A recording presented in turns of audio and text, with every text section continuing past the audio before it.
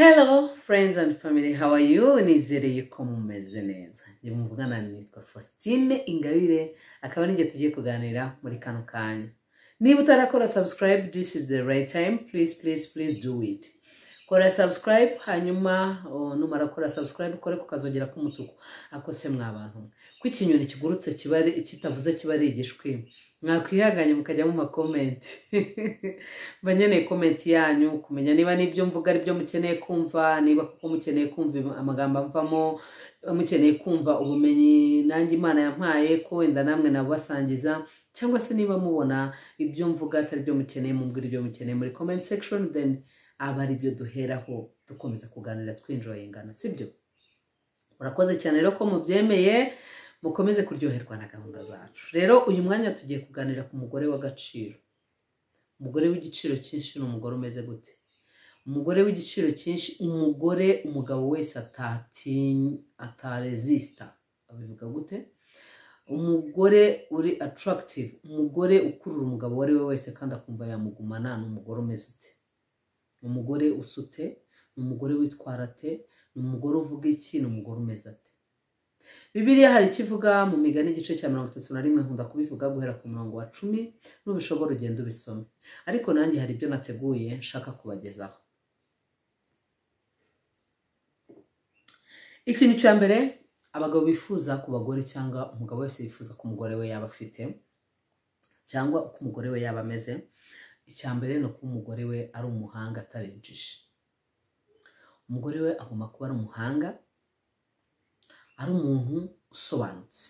Ikinyarwanda cyiza, agomba kuba ari umuntu usobanutse, utarinjije. Utarinjije bigaragarira hehe? Kuba ufite ubwenge. Kuba ufite ubwenge ni ukuvuga kuba uri intelligent. Kuba ufite ubwenge, ushobora kwiga mu ishuri ukagira amanota ahagije, niba wenda ushobora kwiga, kuba ushobora kugira performance mu kazi, kuba ushobora kuba umuntu yakubaza ikibazo runaka ukagisubiza, kuba uzi ururimi, kuba ugize ute.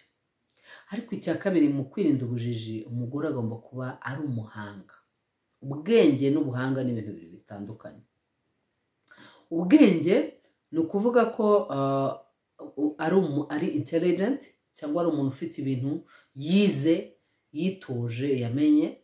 Ariko ubuhanga ni uko umuntu ari wise, ushobora gushaka ibisubizo, ushobora gutekereza neza, ushobora kumugira inama nzima, ushobora kuba mbese uri umugore uri useful, uri wise, ufite wisdom. Nibwo buhanga, sibyo? Ibyo ngibyo ni kimwe mu bintu umugabo yifuza ko umugore we agomba kuba ari umuntu uzi ubwenge, utarinjije. Icya gatatu muri ubwo bwenge agomba kuba azi ni uko aba afite ubwenge cyangwa ubumenyi bwo kwiyitaho, cyangwa self care skills. Kuba ashobora kuba no kwimakira, bishobora kuba azi gukaraba neza, kuba azi kwambara nk'abasirimu, kuba azi gucya, kuba afite isuku. Ibyo ngibyo ni kimwe mu bintu abagabo bifuza ku bagore. Ubwo icya mbere ni ukwirinda ubujiji, ni ukuba utari umugore w'injiji. Umugore wumbuza ubwenge, umugabo yumva amagambo amusohoka mu kanwa akumva aramukuruye. Ni icya mbere. Icya kabiri ni ukuba ari umugore uzi kwita ku bandi. Kuba uri umugore uzi kwita ku bandi ni ukuvuga ko ushobora kuba uri umuntu ushobora kwita ku burugo ndetse n'inshuti zawe. Ugomba kuba uri umuntu uzi no guhitamo inshuti nzima kugira ngo ubashe no kuzitaho, kuzimaintaininga, to keep them. Kuba ufite inshuti nyine zihoraho cyangwa zidahindagurika, cyangwa udahora ushwana n'abantu, ahubwo uri umuntu uzi kwita ku bandi, uhangayikishwa n'umugabo wawe, ukamwitaho, ukamenyera icyo yambara, ukamenyera uko arya, ukamuhangayikira arwaye, ukamurwaza. Ubwo ibyo ngibyo wabikora n'inshuti zawe. Noneho ukaba uri n'umugore uzi kumuha care, umugabo wawe care, no kumenya kumutandukanya n'abandi bantu. Hari abagore batazi gutandukanya abagabo babo n'abandi bantu, cyangwa se abakunzi babo n'abandi bantu. Ushobora kuba utari umugore ufite umugabo, ahubwo uri umukobwa ukundana n'umuhungu runaka, none ugasanga ntabwo uzi kumutandukanya n'abandi bantu, mufata kimwe no gufata abandi bantu bose, n'abandi bahungu bose, cyangwa se n'abandi basheri bose. Cyangwa nk'uko ubona musaza wawe akaba ari kutangira kubona umukunzi wawe cyangwa umugabo wawe. Ntabwo ibyo bintu bisa.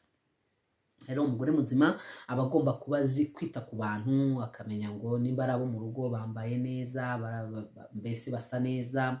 Ntusanga ari wa mugore uba usa neza tirigeze ahangaha nk'iyanjye, urabibona nk'iyanjye, ugasanga ariko nyuma y'uko iye isa neza, tiro ye isa neza, isura ye isa neza, imyambaro ye isa neza, ugasanga abana be nta kigenda, umugabo we nta kigenda, mwene umugore ntabwo aba ari attractive. Ariko noneho ibyo ni mu rugo rwubatse. Noneho ku bakobwa, umukobwa kugira ngo ugire umugabo agukunde cyangwa se igitsina gabo kigukunde gifate n'umwanzuro wo kugushyira mu mago, nuko uba wujuje izi karite. Ugomba kuba uri umuntu ufite impuhwe, umuntu ushobora kwita ku bandi, umuntu ashobora kubwira ati mama wanjye ararwaye, ukabyumva, ukamenya ngo mama wawe ni nka mama we yaba ari nk'uko nyine na mama we nawe yarwara, ukamugirira impuhwe, wumve ko nawe izo mpuhwe afite nuko guhangayika ahangayitse ari guhangayikira umubyeyi we nk'uko nawe ahangayikira uwawe, hanyuma ubyumve mu buryo bworoshye, ubashe kumufasha icyo ashaka kumufasha kugira ngo nawe abashe kwita kuri nyina. Umugore wigirira icyizere ni karite ya gatatu umugore ashobora gukurura umugabo. Mwari mwabona abakobwa babi cyangwa abakobwa batari beza cyane, ukuntu iyo yifitiye icyizere atwara umugabo ukagira umutima ukagira imana. Nk'aba bantu bahuriye he? Abantu ko badasa, ko badahuje. Uyu mukobwa nk'uyu mutipe yamukuye, ugasanga ni wa mukobwa washatse umugabo uri responsable, washatse umugabo uri serious, washatse umugabo umukunda mu by'ukuri. Ukavuga niho abantu bahita bavuga ngo yakoresheje imiti cyangwa se wenda n'ibirozi n'iki byose. No, ntabwo ari byo. Ahubwo umuntu aba yifitiye icyizere, akumva nta muntu wamusuzugura. Iyo yifitiye icyizere abasha kwihesha agaciro, kandi abatipe bakunda abantu bihesha agaciro. Ntabwo aba ari bwiruka inyuma. Umuntu wifitiye icyizere ntabwo yiruka inyuma y'umutipe, ntibibaho. Ntabwo yiruka inyuma y'umutipe, ahubwo niyo umutipe aje arabanza akamwanariza neza, akareba nimba koko umutipe amukwiriye, aba azi icyo ashaka. Umuntu ugira icyizere aba azi icyo ashaka, nagapfa gutoragura no gutoraguzwa ngo abeho nk'umuntu uri desperate, wihebye, udafite umuntu wumva nta n'umuntu wamukunda. Reka kwigira icyizere ni karite ikomeye cyane ku gitsina gore, yaba wubatse waba utubatse. Ikintu kigufasha cyane mu buzima bwawe bwa buri munsi. Icya kane ni ukwiyitaho ubwe. Ukwiyitaho ubwe, ushobora kuba ufite skills nk'uko nabivuze zo kwiyitaho, ariko ntubikore. Ntiwiyiteho, ntiwikunde, ugasanga aho ngaho umuntu ubaho imisatsi idasokoje, umuntu ubaho utazi no kwisiga amavuta, umuntu ubaho ushagaraye, umuntu ubaho uko wiboneye, umuntu ubaho ungana uko wiboneye. Umuntu uzi kwiyitaho ku buryo n'umugabo n'igitsina gabo kibibona yuko uriya muntu rwose she's a self lover, arikunda. Umuntu wikunda yiyitaho, kandi iyo wiyitaho biba bigaragarira umuntu uwo ari we wese. Ikindi ni umuntu uzi gukoresha kashi neza. Icyo kintu cya gatanu. Icyo kintu cya gatanu, uba ugomba kuba uzi gukoresha amafaranga neza. Of course uba ugomba kuba uzi kuyashaka. Ntabwo ari ngombwa gukoresha amafaranga y'abandi neza, uba ugomba kuba uzi gushaka amafaranga. Aba agomba gushaka amafaranga akayakorera, ariko akabazi no kuyashaka no kuyakoresha neza. Kubera igihe usanga umugore ari ba bantu, yes, afite akazi akorera wenda 250 cyangwa 200, ariko ugasanga nawe ameze nka ba bantu ukwezi kurangira, ukwezi kugera mu minsi 15 nta kintu afite na transport ntayifite. Kandi uwo mugore ntanywa inzoga, uwo mugore ntanywa itabi, nubwo itabi ntazi ko rihenze ku buryo ryamara amafaranga. Uwo mugore ntanywa inzoga, uwo mugore ni umuntu uri aho ngaho nyine, wenda nta n'inshingano afite mu rugo, wenda nta nubwo anahaha, ni umuntu udahaha. Mwene uwo muntu rero yisanga amafaranga yamushiranye. Kubera iki? Kubera ko yahuye n'inkweto akazigura, kubera ko yahuye n'imyenda agasanga arayikeneye, kubera ko yaguze amavuta meza ngo runaka yisiga, kubera ko yasanze rouge à lèvres yisiga itajyanye n'igihe kandi akiyikoresha, ariko akumva hari akandi gashyashya kaje, kubera ko yagiye mu bigare, kubera ko yatwerereye yagiye muri anniversaire, kubera ko yakoze transport zo kujya ahantu hadasobanutse.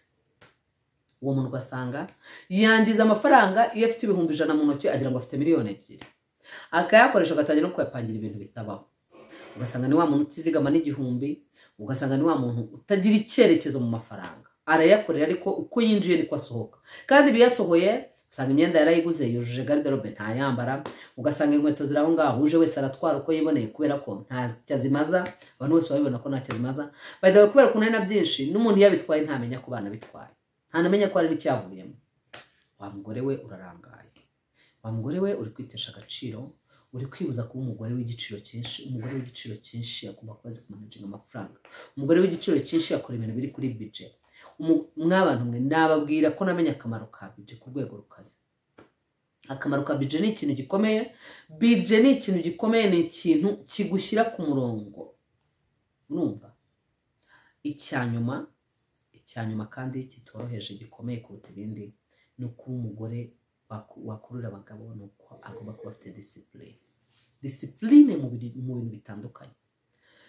Discipline mu mivugire, discipline mu myitwarire, discipline mu buzima bwa buri munsi. Iyo mvuze discipline, n'ibyo bintu by'amafaranga nabyo bikeneye discipline. Self control, it's self control.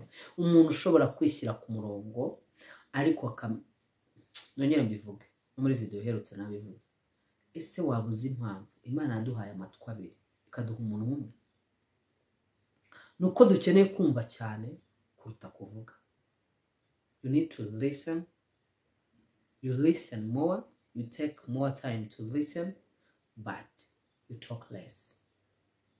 Ibyo bintu tugomba kubizirikana. Umugore ufite discipline.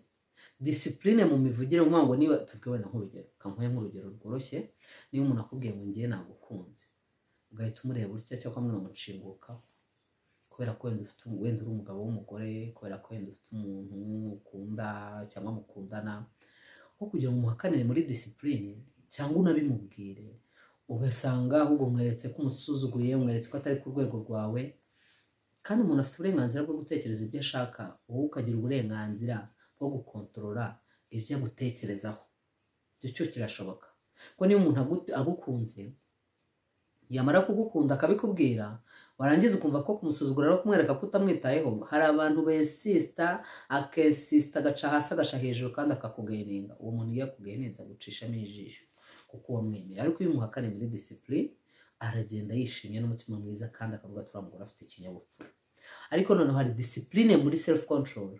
Imyitwarire yawe, babakobwa bagenda agasambana n'umuntu abonye, ahaboneye, ahura n'umuntu rimwe agahita asambana nawe, agahura n'umuntu rimwe akamusindira akaba ibyatsi, mukadetinga, ukarya inkoko yose ukayimara wenyine, ukarya inkoko yose ukayimara wenyine.